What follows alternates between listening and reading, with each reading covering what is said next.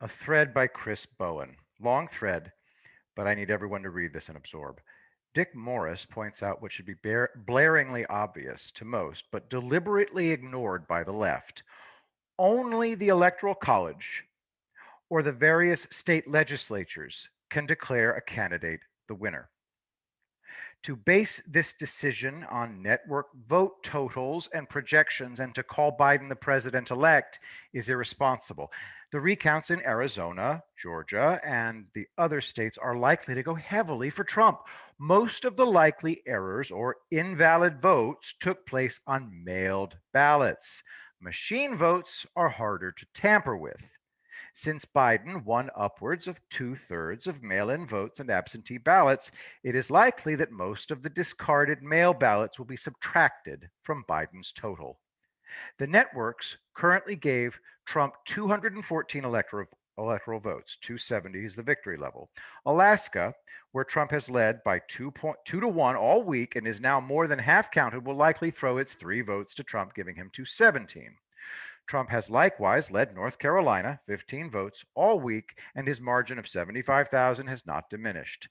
He will undoubtedly carry North Carolina. Like Alaska, the media will not call it for Trump to promote the illusion of a Biden victory. North Carolina would bring Trump's vote to 232. The vote count in Arizona shows Trump's deficit shrinking from 30,000 on Friday to 18,500 on Saturday, with about 100,000 left to count. After Arizona is fully counted, it will go through a recount, subject to the pro-Trump bias identified in point 2. If he were to win Arizona, he would have 243 votes.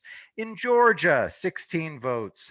Biden leads by only 8,400 votes, a margin that has been dropping. Like Arizona, Trump may still win the count, and if not, would have a very good chance of prevailing in the recount. With Georgia, Trump would have 259 votes. Wisconsin, 10 votes, is tallied as having been won by Biden by 21,000 votes, but a recanvass is in the offing, given the facts enumerated in point 2. There is a good chance that Trump will carry Wisconsin. The recount process in Wisconsin is uniquely fair and transparent, a model for the nation. So Trump may well flip the state. If he does, he will have 269 votes, one shy of victory.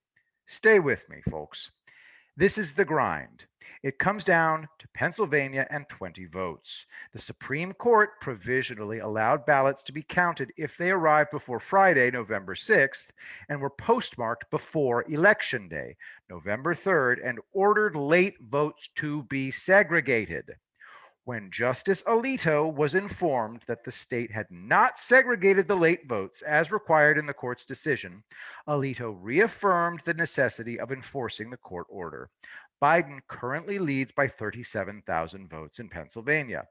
The number of late arriving ballots likely far exceeds this total. The state has not published this information. Justice Alito and a court majority may throw out the late ballots, likely delivering the state to Trump. In addition, for the reasons stated above, a recanvass is likely to give Trump a decisive advantage. If he wins Pennsylvania, he will have 289 votes and a victory. Will there be a recount in Pennsylvania? The current law requires one if the margin is under 0.5%, and in Pennsylvania it will likely be slightly greater. There are two ways to trigger a recount. First, the Supreme Court could order one after the vote counters so flagrantly violated Alito's order to segregate the votes that he had to reissue it. And remember, 4 justices wanted to reconsider whether to allow late ballots entirely, but the court was deadlocked 4-4. Now, with Justice Barrett in the mix, it may take a different view, particularly if the presidency hangs in the balance.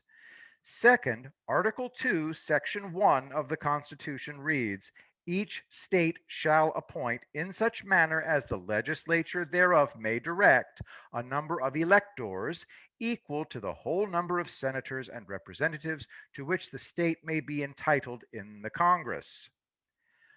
The Pennsylvania legislature, solidly in Republican hands, both houses, may choose to demand a recount before appointing electors. To build the case for doing so, it may hold hearings into the allegations of fraud so as to help the voters of the state understand how flagrantly their votes were mishandled. Already, the leader of the state Senate in Pennsylvania and the Speaker of the State Assembly have held a press conference announcing their intention to audit the vote counting process.